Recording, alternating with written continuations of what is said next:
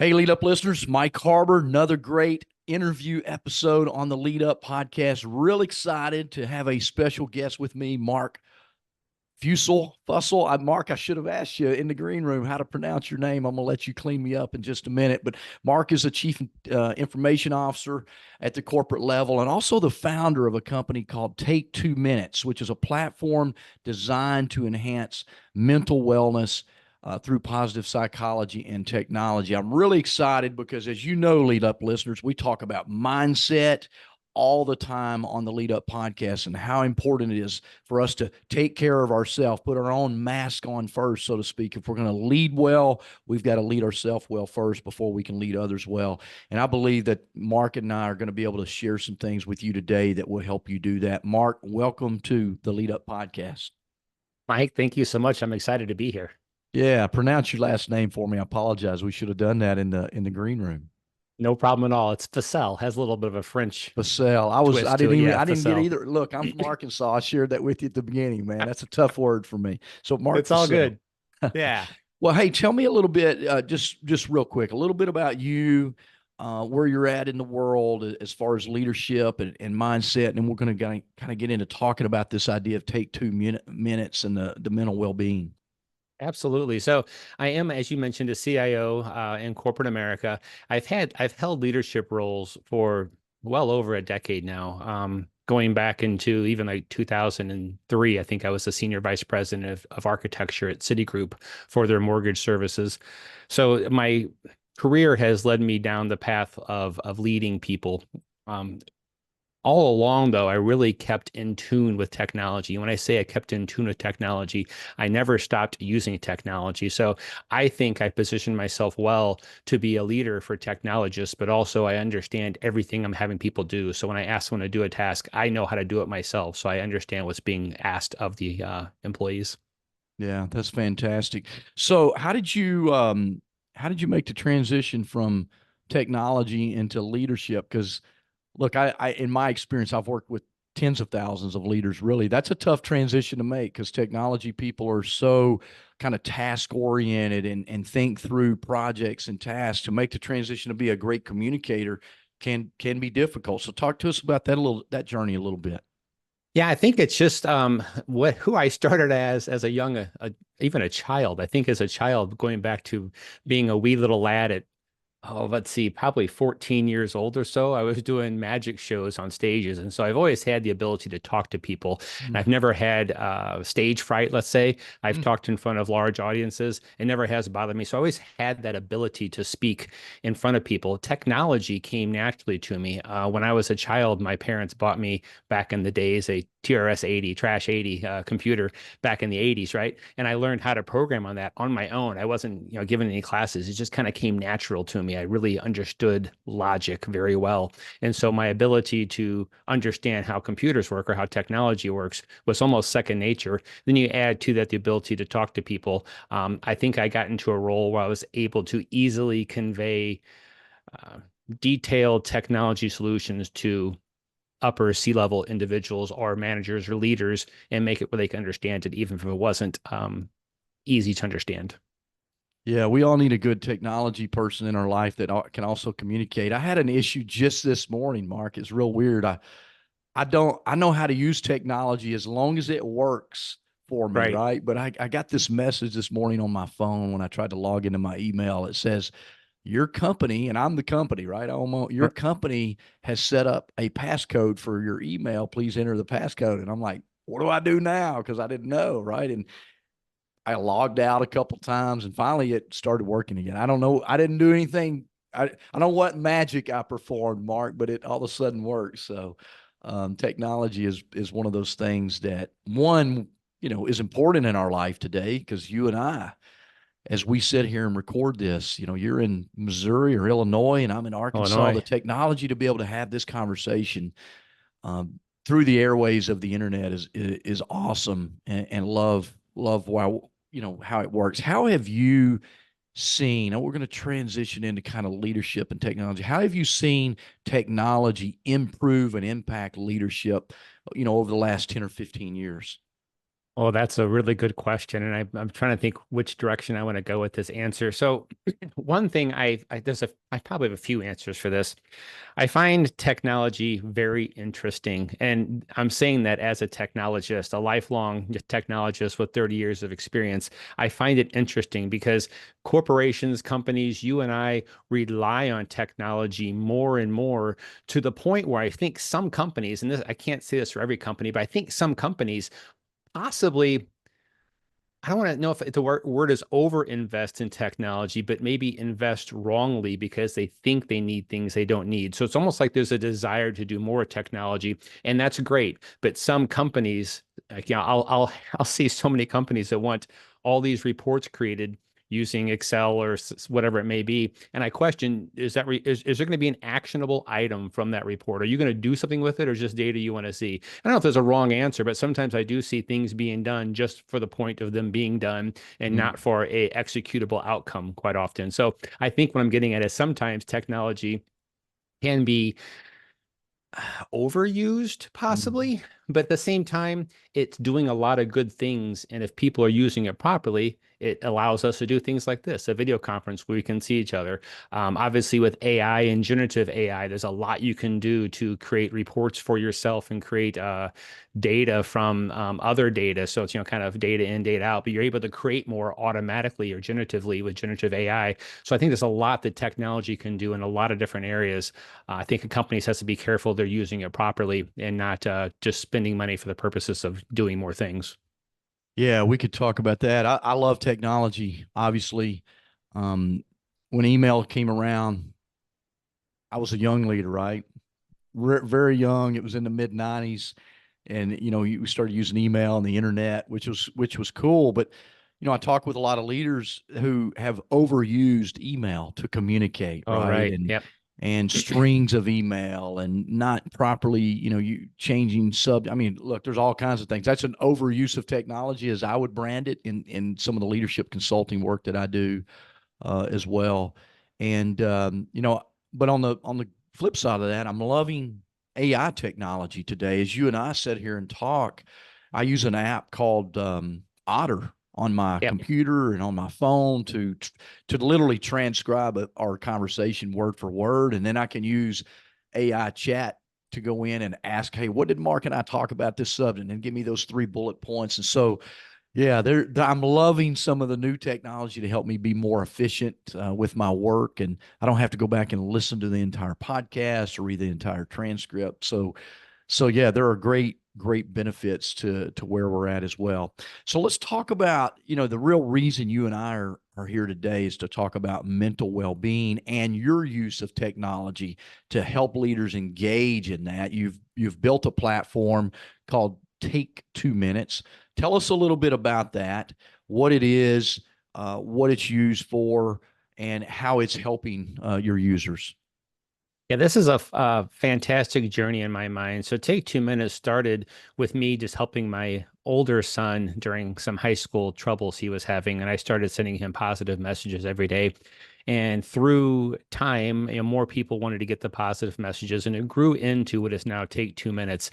And it grew without I should say I wasn't the one who just grew it arbitrarily. Once I realized there was a need for such a service, I got through my network of contacts engaged with psychologists and counselors, and it's been developed with the aid of psychologists, therapists, and counselors all along. So all the activities aren't just things I made up. They're things that I spoke with professionals about. How should this work? What should it do? And I made sure everything followed what they were telling me all along. But at this point, it's a very large platform that offers a lot of different services to help individuals get into a more positive mindset through, as you mentioned, positive psychology. And depending on the individual, there's different activities people can partake in. And some of the activities, I've done case studies to prove how much they can help somebody, for instance. So like if you have someone who is a little bit more negative or depressed or down, and there's tests you can take. We have a test built into it called the Modified Differential Emotion Scale Questionnaire. It's a lot of words, but it's MDES questionnaire. you can take this questionnaire. It's 20 questions. It was originally created by Carol Izard in the 70s. And at that point in time, it was just called the Differential Emotion Scale Questionnaire. And Barbara Fredrickson modified it in the 90s to become the modified version. And the idea is it asks you 20 questions. And as you think about your past week and answer those questions based upon your emotions for the past week, it gives you a score. And that score shows you how, for lack of better terms, how negative you are as opposed to how positive you are. Most people, when taking this test, have, believe it or not, like what's called a 1-to-1 ratio, or quite often even, almost a negative ratio. They have more negativity than positivity. Through the activities such as gratitude journaling, built in to take 2 minutes, and 3 good things is an exercise we can talk about more, built in to take 2 minutes.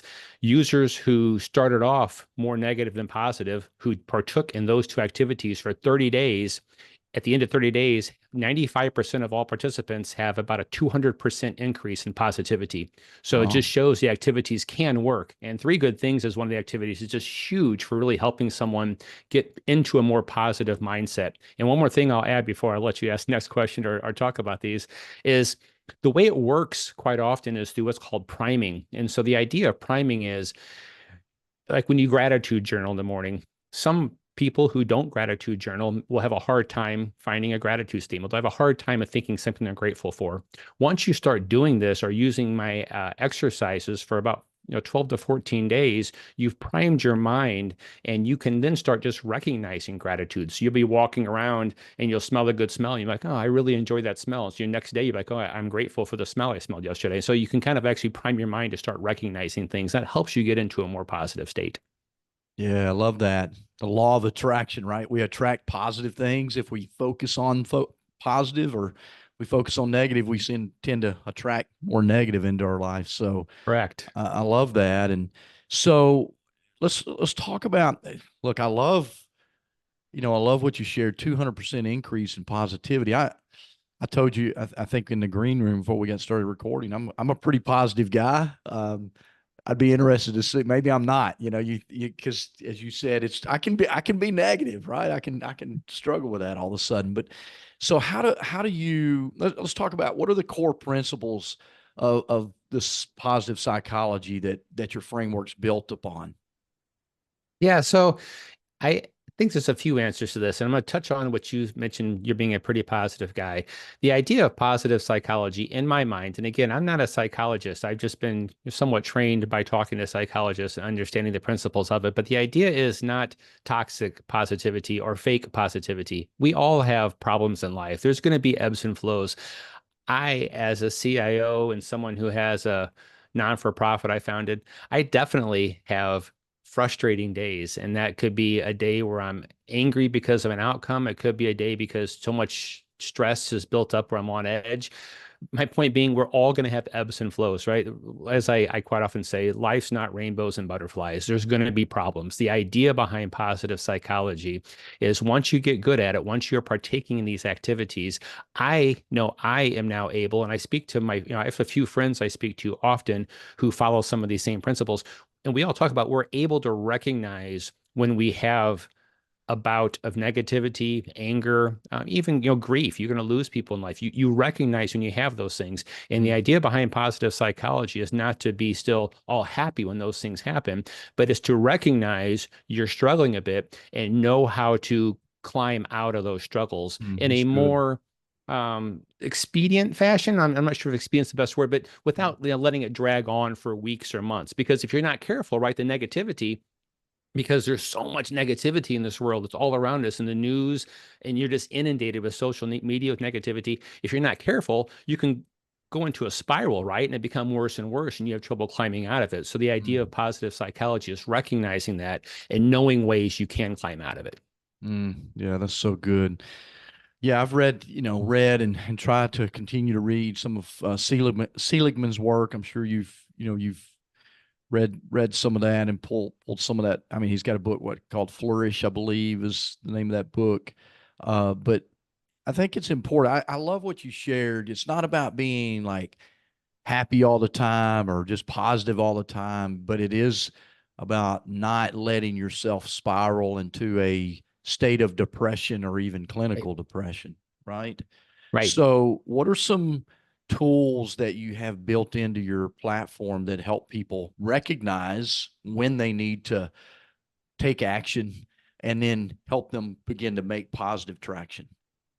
The recognition a lot of times does come from self-identification. It's hard, and or maybe it's even external. It could be a spouse telling you, "Hey, you're not doing well." And we had a whole discussion about that on a podcast, I think just yesterday, and it was interesting. I had a therapist, a counselor on there talking about how to recognize when you are the question was not normal, and the debate was it's really hard to define what normal is. So for someone to recognize that they're in a negative state does sometimes take self-recognition, or it does take someone, a spouse or friend, telling them there's an issue.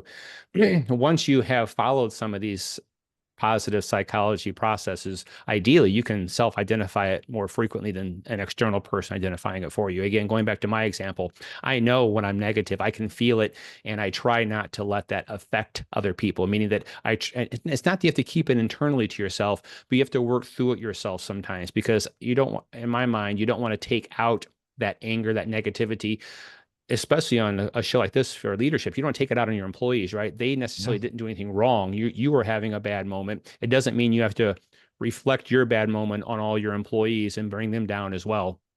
Yeah. So the tools built into Take 2 Minutes, again, are vast. I have, a whole bunch of meditations, and I have meditations broken into different categories. You have daily meditations, on-demand meditations, and there's a difference in those two. The on-demand, you can actually ask for a certain duration in like a female voice. You can say, I'd like a 5-minute meditation spoken by a female. We have one speaker who I absolutely love in our meditation library. Her name is Marissa. And so quite often when I do a meditation, I'll just text back to the chat bot, I'd like a meditation by Marissa, and then the chatbot just sends me one by Marissa.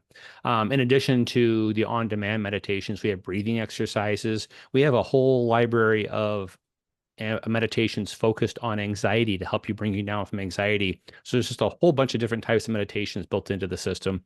As I mentioned, there is the MDES test. The MDES test, you can, again, I mentioned the chatbot. I should take a step back and explain that this whole platform was built around texting. As I said, I was originally texting my son positive messages.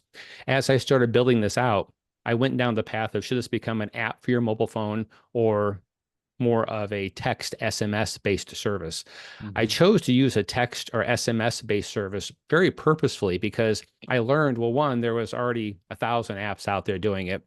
And in many discussions, for instance, I had one gentleman who's now a friend of mine. He asked, why didn't you make this into an app? And I started talking about the same thing. He goes, I use an app. I go, what app do you use? And it was almost perfect. He brought his phone up and you saw him swiping and he looked for like 30 seconds. I can't find it right now. And I go, well, that's kind of why I didn't make an app out of this. Not really So, using it. He has the yeah, app, not really using exactly. So it. text is one of those things in my learning that 92% of all text messages are read within 3 minutes. So that means it's a platform people respond to. If you sign up for Take 2 Minutes, you're going to get text messages. If people don't like text messages, that's okay. It probably means Take 2 Minutes isn't for them, and that's not a bad thing. That's the beauty right now in my mind of this space, is there's options out there. Some people need therapy, absolutely, and there are therapists and counselors to help them. Some people want to self-help. If you self-help, there's all kinds of tools, and Take 2 Minutes is just one of the tools out there. We use text messaging though, because we know text messages are read. And so when I built this, I built a pretty robust chatbot. When I say pretty robust, it has evolved over the past 5 years, to my mind, being a really robust chatbot. And the fact that when you text a message back to it, it parses and interprets that message and tries to give you a response that it thinks you are wanting. So if you text back, I want a meditation by Marissa, it's going to send you back a meditation spoken by Marissa. At the same time, if you text to the chat bot, send me the happy test or send me an MDS test or just MDS test, it's going to send you a link for you to take the MDS questionnaire. Going back to that MDES questionnaire, this is another tool you could use to see where you rate as far as negativity or positivity. Taking it takes, I don't know, two to 3 minutes is about all it takes. It's 20 questions. You're supposed to think back on the last week and answer them all, and it gives you a score. If your score is 1, which is a 1-to-1 ratio, or 2 to 1 ratio, you're you're kind of the average of America at that point in time. You are possibly struggling a bit with negativity. It's really the 3-to-1 and 4-to-1 ratios when you start to crawl out and have more positivity than negativity. And really above 4-1 is when you're considered to be flourishing. You're in a really good spot. If you're above 4-to-1, like a 5-to-1 to 6-to-1 ratio, you likely don't even need the tools to take 2 minutes at that point. Mm. So how does everybody understands how to get connected to an app, right? And you just go to your phone, go to the app store, Yeah. and download the app and get started. How does one get started with Take 2 Minutes and the texting service that you have? Yeah, so the website is take2minutes.org. When you go there, there's a input box at the top to enter your phone number. When you enter your phone number, it sends you a text message with a code, which is pretty typical these days. And you enter the code into the next text box, and it authenticates you at that point in time. So you've signed up at that point. And we just do it that way once, since it is a text-based service. We want to make sure we have your phone number, and we do the code to make sure you do have access to that phone number you're entering, because we don't want someone to sign up for someone else or start spamming different numbers into the system. So once you sign up, does it engages you daily through text messaging, or how does it work to kind of keep you going in the right positive mindset path? Yeah, there's all kinds of nudges, is what I call them. When you first sign up, the second screen is gonna ask you to pick a time of day to receive your positive messages. The positive messages at this point have grown to, I think, about 1,600, 400 of which are more specific for youth or younger audiences, people 13 to 17 years old, and the other 1,200 are more for adults. The ones that are more for adults are probably longer, a little more intricate, whereas the youth messages, the 400 youth messages, are a little bit shorter and more poignant to people who are in middle school or early in high school. But once you set your day and time to receive your positive messages, the system then starts sending you positive messages every day. In addition to the positive messages, it's going to send you little nudges like, hey, if you tried a meditation, or hey, why don't you try a gratitude journal entry? There'll be some days where it overrides your positive message with, try making a gratitude statement. Just start it with, I am grateful for, and reply to this message. And it'll nudge you for those things. And if you do make a gratitude journal statement one day, the next day it's going to, about that same time, try to get you to make another one the next day. So it's going to try to keep you going down that path. And then all along, some of the nudges talk about other activities. One of the activities I absolutely love this activity, is the gratitude challenge. And I say I love it because a lot of people aren't good at recognizing gratitude. And I learned that through building Take 2 Minutes, that there are people who want to gratitude journal. They've heard about gratitude journaling. They've heard about the benefits of gratitude journaling, but they just don't know how to do it. And they don't have anything to think about when they sit down and try it. So the gratitude challenge is an answer for this. And the idea behind the gratitude challenge is every day it sends you a statement of something for which you should be grateful and asks you why you are grateful for it. And there's about 180 different prompts in this database. And the idea, like, I'll give you an example of one. The sun provides warmth and light to our planet. Think of a reason why you like the sun. So it gives you that prompt and gives you something to think about. And ideally, you should be able to write a gratitude statement about that. And going back to my earlier priming comment, the idea behind the gratitude challenge is you do it for 10, 14, 20 days. And during that duration, you have primed yourself to recognize gratitude statements, and you can start recognizing gratitude on your own past that time. Yeah, that's good. So let's talk about again, I understand you're a technology guy, but you've obviously done some research on the mental health challenges we have in the world. You've got a son that has had his own challenges that really kind of set you on this path, it sounds like. What do you feel like are some of the major drivers of the mental health challenges that we have right now, and how do we as leaders begin to step into that and have real conversation with those that we lead to help them begin to recognize on their own without saying, hey, hey, Mark, I think you got some mental health challenges you need to deal with or something. How do we do that in an appropriate way? That's a good question. So one thing, as a leader, I think all leaders should self-evaluate their leadership technique and leadership styles.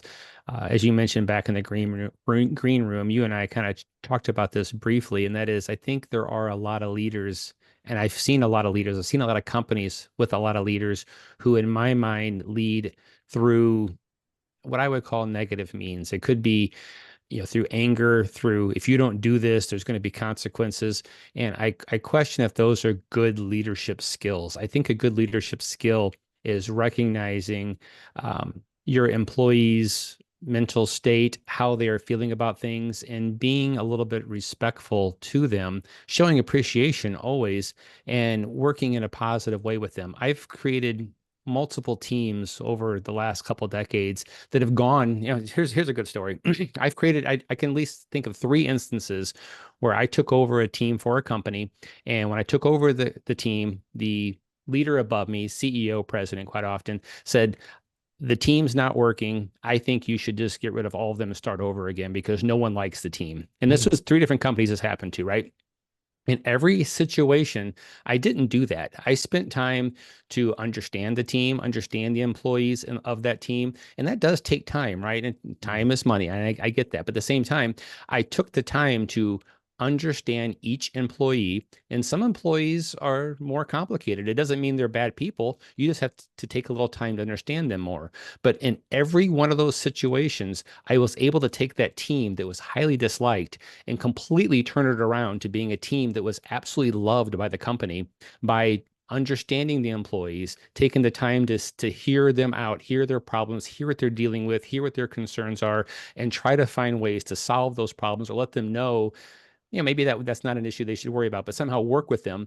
And in every situation, I've turned that team around to a team that's absolutely loved by the company. And then quite often I will add to the team because the company now sees that team's doing things and IT's helping the organization and they want to do more with IT at that point in time. But I think the takeaway here is sometimes instead of just, being angry and firing someone, understand their position. And this isn't going to work 100% of the time, right? But the idea is people have, generally speaking, I think most people want to do good. Sometimes you have to work with them to find out what their struggles are and why that's not happening. Yeah. So I love that. Time is money. It is. We hear that, but I also believe turnover is more money. Yeah. Thank you. I was going to add that next. I'm glad you did. Thank you very much. Yeah. I wrote a book titled Quit Losing Talent. Yeah. Thank you. Where I work to help companies reduce their turnover, increase their retention. And really, the whole premise of the book is, how do I add value to people so that they see value in themselves, that they then in turn around and add value to the company and, the customer, right? That's really what it's all about. It sounds like it is. You figured that out, Mark, and that's good. And again, we're not saying that's perfect 100% of the time, right? But oftentimes, and we first have to believe in people, which you obviously have a belief in people that I agree with you. 99% of people want to do a great job. They just need the right leader to believe in them. I often use my own story in that, Mark. I grew up in a very violent, dysfunctional, abusive home as a kid, and it was the great leaders that came along in my life that helped me to get to where I'm at today, right? They had a belief in me. They saw potential in me. They started grooming and growing, that potential. And, luckily I had leaders like that in my life. And now, I eventually started saying, like, I need to surround myself with people like that. It just kind of happened by accident, partly because of who I was, very driven and goal oriented, right? But eventually you start saying, wow, I need more people like that around in my life so they continue to build me up. I learn from them. But it's just people that everybody's broken in some way, right? I don't care, how successful you've been or what level of leadership that, CEO of $1 billion company, everybody's broken in some way. And, I think it's a responsibility for us as a leader to care about people first, profit second. And that's part of the reason I believe, look, it's one reason we're having challenges and well-being and burnout and things in the workforce that we're experiencing today, because we haven't necessarily done a great job as leaders to seek to understand, as you shared with us, a situation before we just make a hair-triggered response and fire everybody and start over, right? Because then we just build people in the vein at which we think they should be built. Right. Lord knows we don't need a team of Mike Harbors, man. Well, we Mike, I love all of that because I do think a good leader should inspire, and that inspiration is what helps an employee want to do more. And I think inspiration is something good that leaders should impose on their employees. And I do think I'm so happy you mentioned the turnover thing. So I did say time is money, and I said that because I know some people that's their focus, but I really believe what you said. Turnover costs more. If you have an employee who's been at a company any amount of time, they have taken time to have some understanding of your company, your processes, your culture, whatever it may be. And someone new coming in has to learn all those things all over again. yeah. Yeah, and look, this is not to say, listeners, I just want to make sure we understand this. I've I've had people leave my teams not because I fired them, but because I was trying to inspire them to be a better employee, a better person. And so some people don't have that with them, and they'll leave because it's Right. uncomfortable for them to be part of that type of accountability and alignment and expectations that they have as well. And that's okay too. They're because you do want to build your team with people that want to be empowered and inspired to do a better job for sure. So, Marc, what advice would you give senior leadership teams right now? You're one of those. What advice would you give senior leaders right now as it relates to mental well-being in their workforces and how your tool could help them be more effective and get better results? Because we know that at the senior level, it's about results, right? We want Right. better results, but we get that through people. So I'll let you take and run with that. I love this question. So a couple of things. I don't have the exact number in front of me, but I do know that the estimated dollars for loss in companies because of mental health is in the billions. It's when I think a number one, it might have been $2 billion lost every year because of mental health struggles. So as a leader, if you can offer ways for someone to get into a better mental state, you're going to have less losses because of, PTO or people out with sickness, whatever it may be. Take 2 minutes has some things built into it to assist you with this. And there's one feature I absolutely love in Take 2 minutes. It's called the groups feature.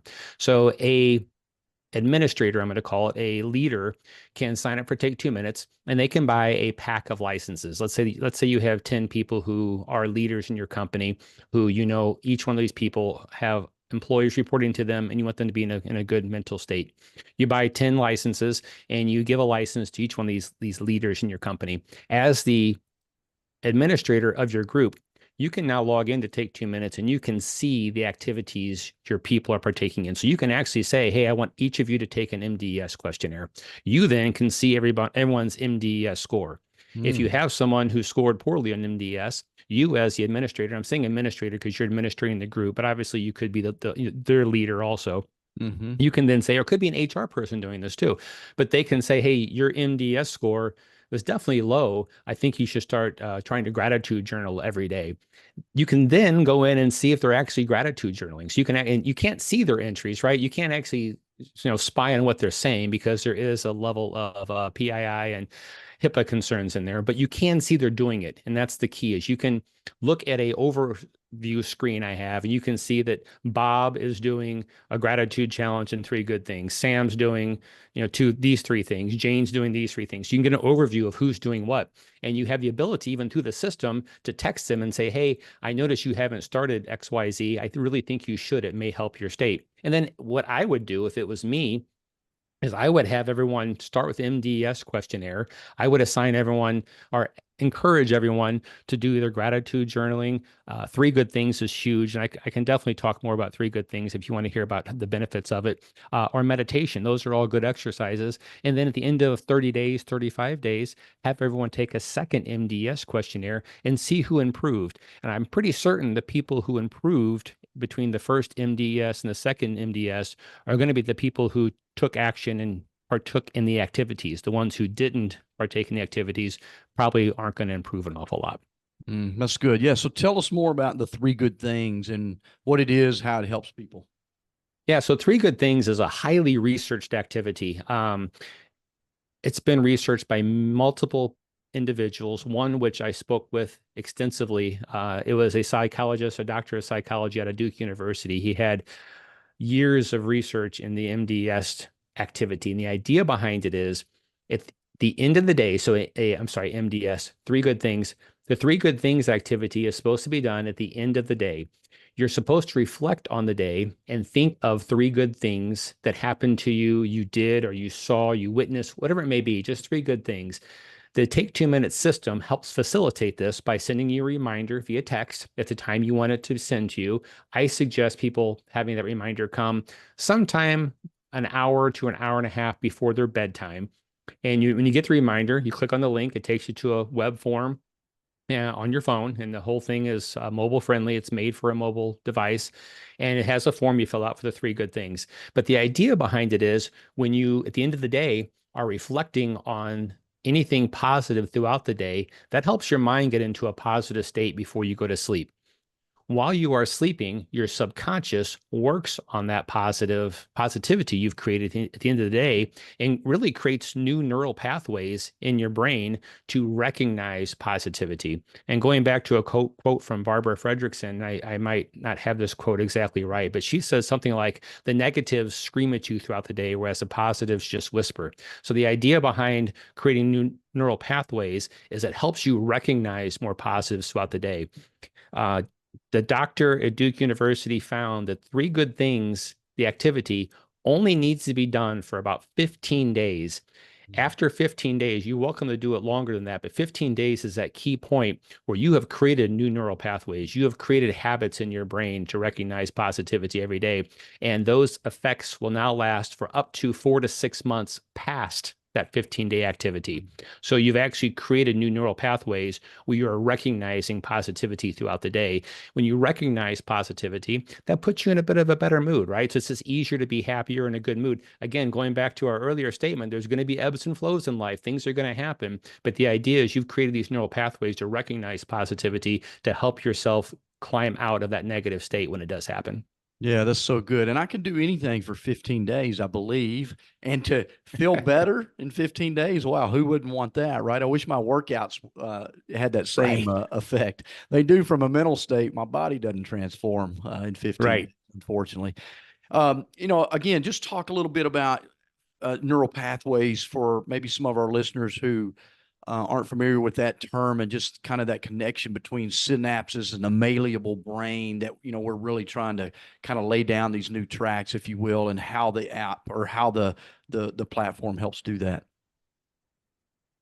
Right. So I think it goes back to what I said earlier. It's really what I also call priming. But the idea behind the new neural pathways is it helps you through these activities start priming your brain, creating new neural pathways. New neural pathways is another way of saying priming your brain. It makes you more able to recognize things that you are wanting to recognize. A good example that's given, I have a friend who I meet with every week. We do a live stream every week, and he talks about cars. So his analogy is always, if you have, I think he gave one just a couple of days ago. He recently bought a white pickup truck, and he said that prior to buying a white pickup truck, he never noticed white pickup trucks on the road. But now that he has one, he recognizes they're everywhere. And so he's primed his brain because he has a white pickup truck to recognize white pickup trucks. The Mm-hmm. same thing happens for this positivity or recognizing gratitude. When I say positivity, I'm going to really refer back to gratitude. Once you start recognizing gratitude, it becomes easier to recognize gratitude. And something we've said is it's really hard to have negativity in your head while recognizing gratitude. You really almost can't have both emotions at the same time. If you are recognizing gratitude and you're able to recognize gratitude all around you, it's really hard to be negative. Again, there's ebbs and flows. You're going to have parts where you're not recognizing gratitude and you're angry. But again, once you have this priming, these new neural pathways in your head, you can go back to recognizing it more quickly. And something else we talk about with gratitude is your statements should be, if you do start a gratitude practice, if someone wants to take that on, you need to try to make your gratitude statements meaningful. It doesn't mean they're all going to be, especially on day one. Going back to our sun provides light and heat example, if you got that prompt, maybe day one, you say something simple like, I like being outside when it's warm and the feeling on my skin. That's something simple, right?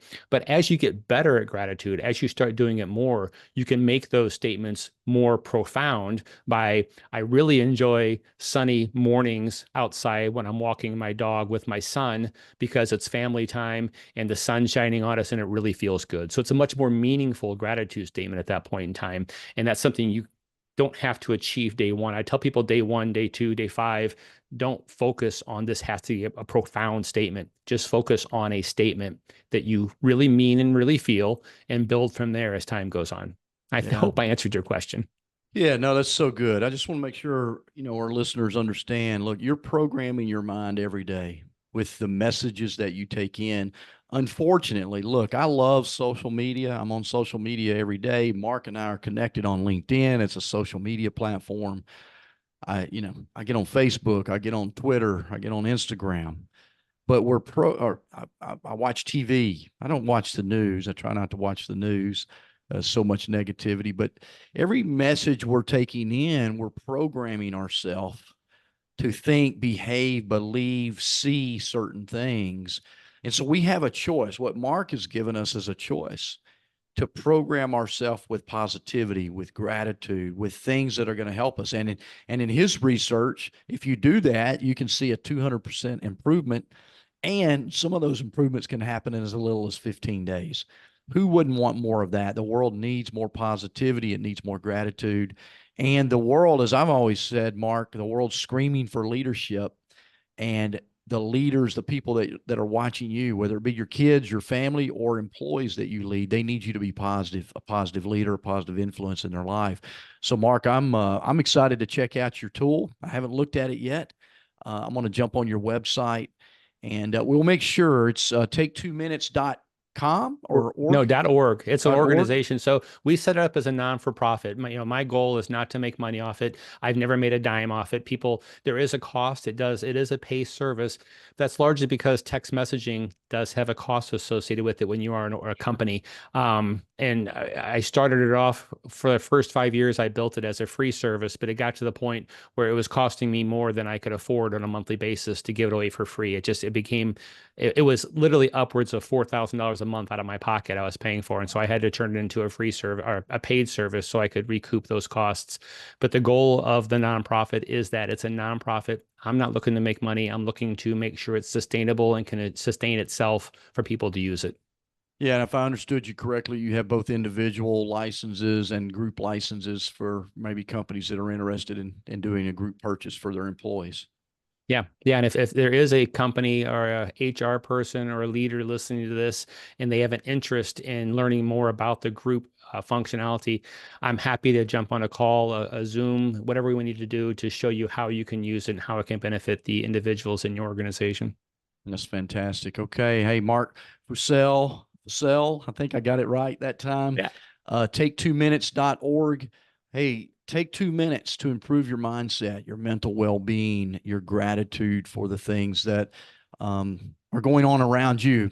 Even despite maybe some of the challenges that are going on around the world, you can kind of control that circle around you as well. Marc, thanks for joining me on the Lead Up podcast. You've helped us today, and I'm hopeful that a lot of listeners will come and become a member of your app or your service, your platform to help them improve their own mental well-being as well. We'll put the link to the platform on our show notes, listeners. So if you've listened to this, just go to the link in the show notes, and it'll link you right to Marc's website. Marc, thanks so much. Thanks for having me, Mike. I appreciate it.